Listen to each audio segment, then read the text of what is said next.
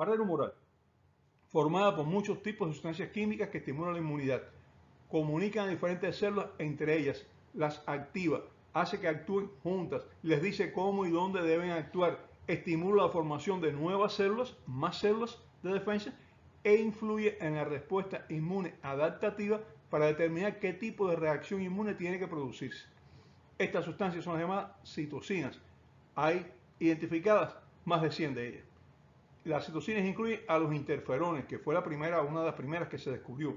Son cientos de citocinas e incluye también a las llamadas interleucinas, que actúan, producidas por un leucocito, actúan sobre otro leucocito. Las citocinas, moléculas básicas de respuesta no adaptativa, son segregadas por varios tipos de células, básicamente por las células de respuesta no adaptativa, pero incluyen células también que no son de la respuesta no adaptativa. Entre las células de respuesta adaptativa que segregan más citocinas tenemos los macrófagos monocitos, también tenemos las células dendríticas, tenemos el linfocito NK, en inglés, Natural Killer, asesino natural, que es un linfocito que ya les dije que es muy interesante y muy importante. Vamos a explicar el papel de las citocinas en la respuesta inmune, porque son un magnífico mecanismo de defensa, pero también la causa principal del daño causado por la respuesta no adaptativa. Las citocinas tienen una gran importancia en la respuesta inmune no adaptativa y algunas de ellas actúan también en la respuesta adaptativa estimulando células directa o indirectamente.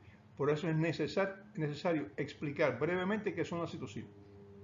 Son moléculas pequeñas de proteínas que actúan en receptores de superficie de células y que tienen como función llevar señales de una célula a otra para inducirlas a realizar una acción. Son mensajeros que informan qué es lo que hay que hacer en un momento determinado.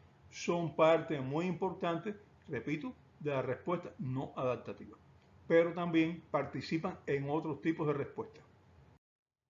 Por lo general las producen células del sistema inmune, tanto de la respuesta no adaptativa como células dendríticas, monocitos macrófagos, linfocitos NK, como de la respuesta inmune adaptativa, linfocitos T, linfocitos B e incluso también son producidas algunas de ellas por células que no tienen nada que ver directamente con el sistema inmune, no pertenecen al sistema inmune.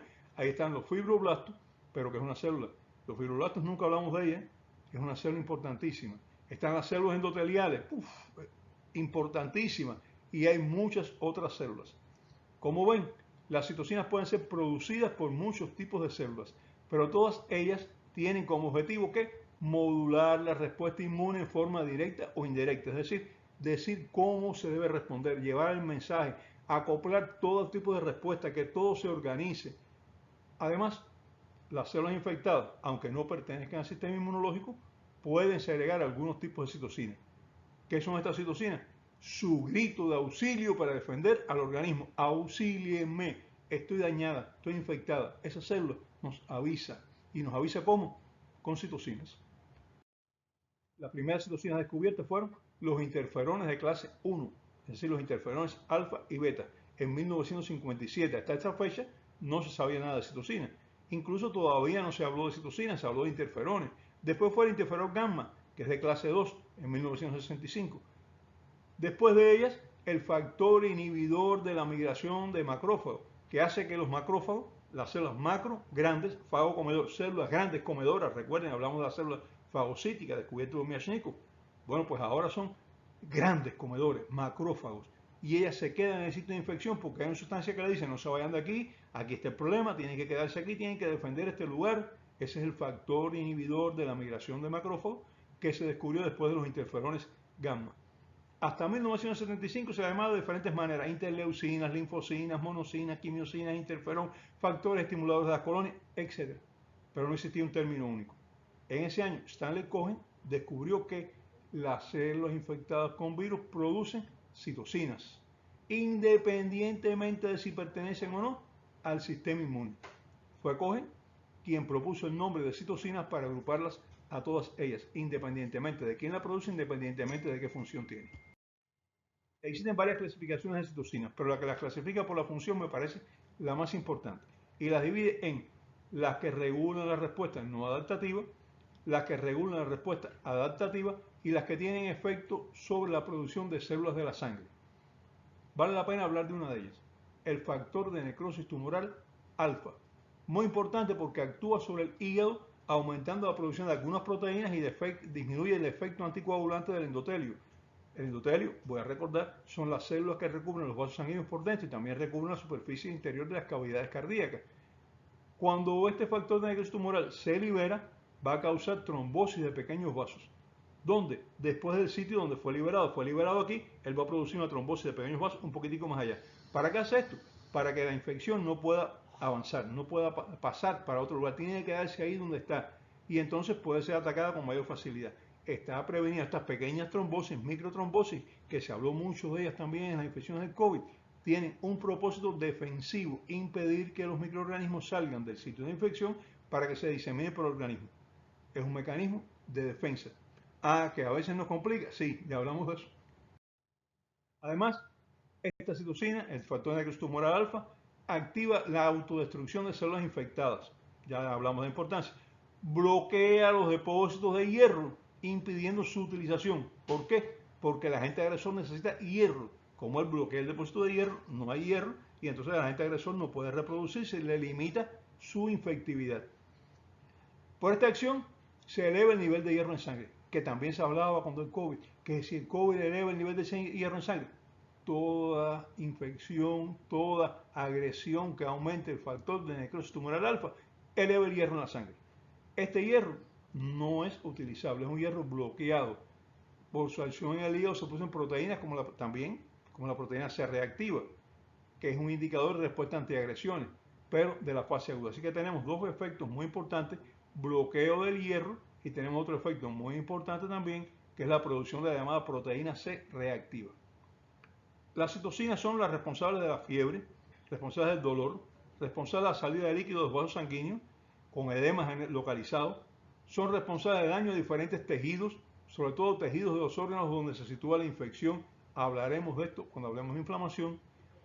Activan la producción de leucocitos y sobre todo de monocitos.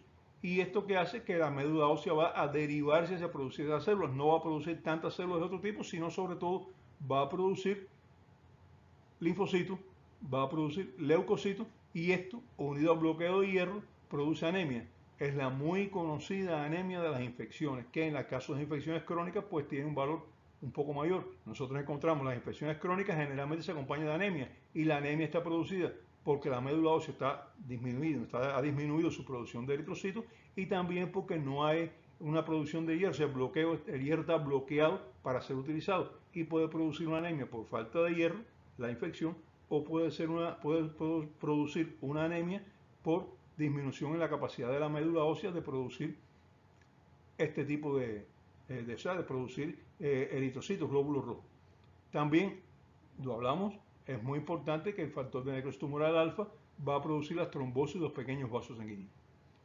Todo esto se vio con la epidemia del COVID, se manipuló, se utilizó, se informó. Esto es característico de la defensa no inmunológica y de la secreción de citocinas, en específico, en este caso que estamos hablando, factor de necrosis tumoral alfa. En general, las citocinas regulan el proceso de defensa, actúan estimulando la inflamación. A medida que la infección es controlada, disminuye su producción y los efectos de la citocina disminuyen. Como ven, estos efectos son frecuentes en infecciones, sobre todo virales, pero no son causados por el agente infeccioso, sino son causados por la respuesta no adaptativa o no específica a la agresión del agente infeccioso. Pero la respuesta inmunológica adaptativa demora entre 8 y 14 días cuando el agresor no es conocido. Y en ese tiempo, la secreción de citocinas va aumentando cada vez más. Y en caso de infecciones virales, las células infectadas gritan pidiendo ayuda y ese grito también se llama secreción de citocinas, como habíamos dicho ya. Esto explica lo que ya mencionábamos respecto al daño severo en inmunodebilitados. En estos casos, porque los inmunodebilitados no son de la respuesta no adaptativa, son inmunodebilitados de la respuesta adaptativa. En este caso, la respuesta adaptativa de ellos es lenta, es pobre, se demora. La secreción de citocinas aumenta mucho, sobre todo en casos de infecciones virales. ¿Y cuál es la consecuencia? Un mayor daño a los diferentes tejidos. Bloqueo de hierro, trombosis localizada, inflamación, lesiones, etcétera, etcétera, etcétera, etcétera, y destrucción celular. Lo hemos mencionado poco a poco, pero todo eso aparece junto. Las células infectadas, para compensar la demora del inicio de la respuesta adaptativa, producen más citocina. Y entonces puede llegar a producir lo que se conoce como síndrome de liberación de citocinas. Y si es muy exagerada, aparece lo que se llama tormenta de citocina. La tormenta de citocina es funesta, son respuestas muy intensas, tratan de defender, pero matan. Las características de la tormenta de citocina son fiebre elevada, aumento de tamaño del hígado, aumento de tamaño del vaso, disminución de muchas de las células sanguíneas, desde un tipo hasta 3 tipos de células. Por ejemplo, disminuyen linfocitos, disminuyen leucocitos, disminuyen hematíes porque se deprime la médula, aumento de los triglicéridos, disminuye el fibrinógeno porque se está consumiendo, aumento exagerado de la ferritina. La ferritina es una proteína que transporta hierro pero que lo bloquea. Aumento de las transaminasas hepáticas, no es que hay una lesión del hígado, es que el hígado está participando en toda esta defensa. Además, clínicamente aparece insuficiencia respiratoria grave con poca respuesta a la ventilación en más de la mitad de los casos. Estoy hablando de tormenta de citocina. La anemia es por disminución de los eritrocitos, como ya hablamos, y el bloqueo de los depósitos de hierro tiene dos factores.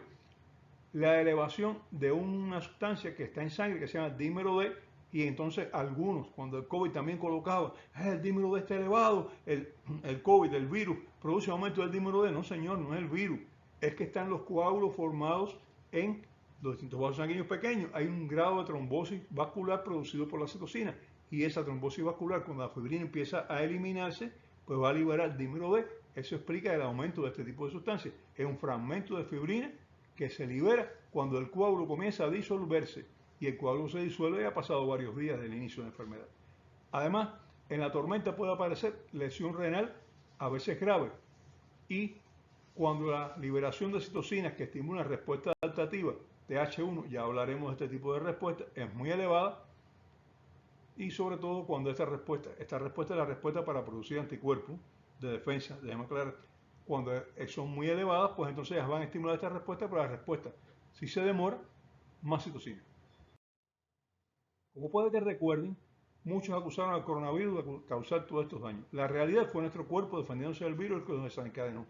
El principal daño en la pandemia del COVID, como en otras pandemias virales anteriores, la influenza por ejemplo, fue causado por nuestro sistema inmune, por una respuesta no adaptativa extremadamente intensa ante una respuesta adaptativa que se demoraba en reconocer un virus nuevo que se enfrentaba, no lo conocía, no podía producir anticuerpos contra él, se demoró en identificar qué tipo de anticuerpo producir, y entonces esto que hizo que la respuesta no específica, no adaptativa, fuera tan grande que causó mucha mortalidad y mucho daño.